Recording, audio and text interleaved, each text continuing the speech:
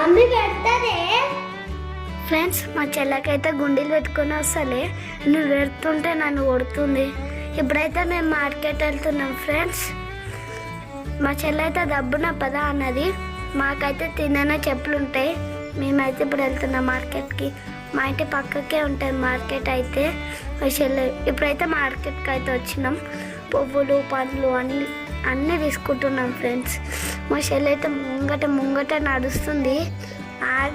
ఆగే బండి గుద్దుతారు అంటుంటలేదు. మేమైతే వెళ్తున్నాం. మా మమ్మీ డాడీ షాప్లో కొన్ని కూరగాయలు తీసుకుంది. ఇవైతే కూరగాయలు. గుడి వచ్చింది ఈడైతే.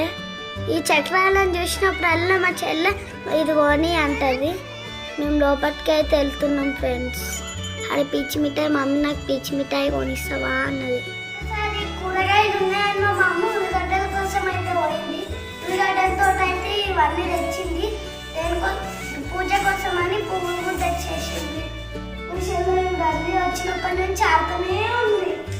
ఆ బ్యాగ్ స్టిక్కర్ నింపింది, ఆడుతుంది. నన్ను కొట్టి పోతుంది. ఇంకా స్టైల్ అంట స్టైల్.